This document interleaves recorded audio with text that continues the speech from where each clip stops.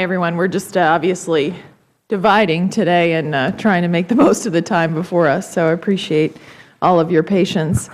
I wanted to ask all of you, what steps are you taking to prepare for, prevent, and respond to threats to personnel and facilities in light of not only the 2009 Fort Hood shooting, but last year's shooting at the Washington Navy Yard, and last week's shooting at Naval Station Norfolk. And obviously our thoughts and prayers to go to all those who have been affected at those incidents. But I think what it raises is this idea of insider threats and how your services are addressing those threats.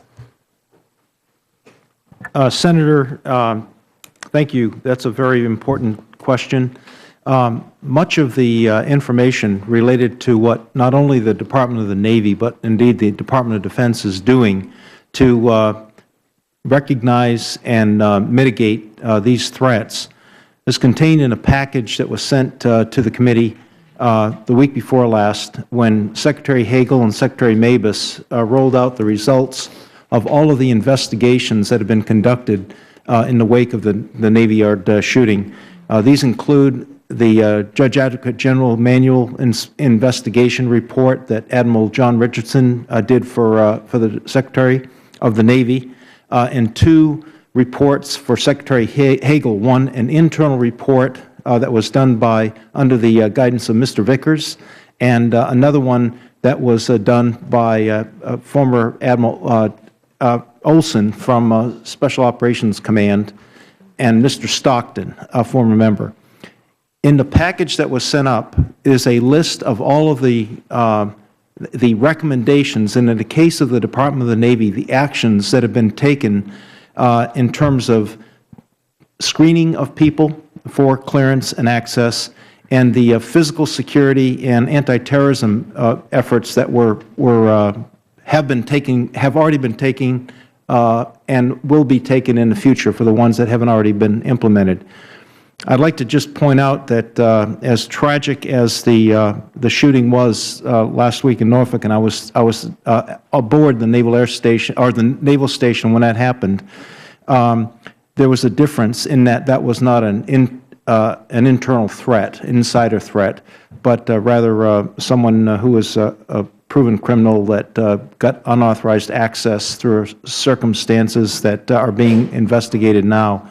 And the results are tragic. But I assure you, this has the attention of everybody in the Department of the Navy. Indeed, in talking with my colleagues in the Department of Defense and other services, all of the services, to take actions that help us to identify threats and to mitigate them.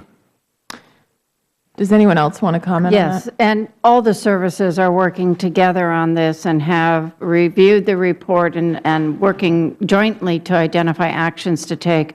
One of the things that Honorable McGinn mentioned is identifying and deterring potential hostile actors before they have a chance to act. And one of the recommendations in the report was a continuous evaluation process of security clearances versus the current 5 to 10-year periodic reevaluation system.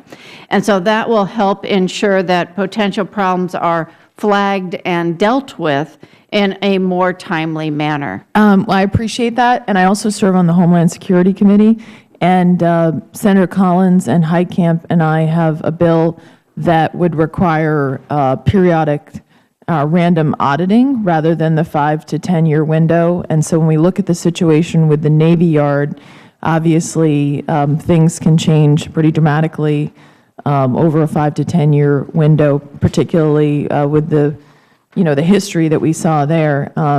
So I hope that the Department will consider taking a look at our legislation as a tool as well. I agree with you that we do need to have more regular vetting of these security clearances for those who have access to our most sensitive facilities, and also, most importantly, our personnel.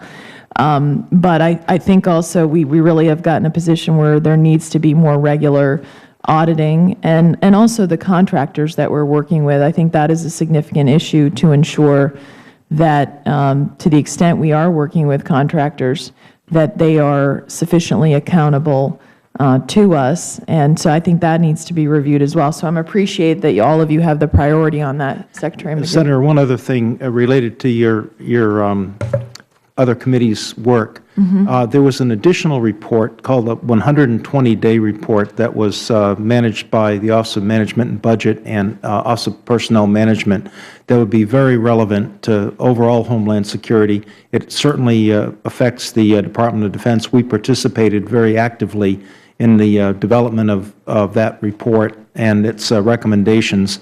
But the point about continuous evaluation and not letting folks have clearances that just go reinvestigated for so long time, I think we're moving quickly beyond that. Yeah, and I think that the Congress will move quickly on that with you, so I appreciate that.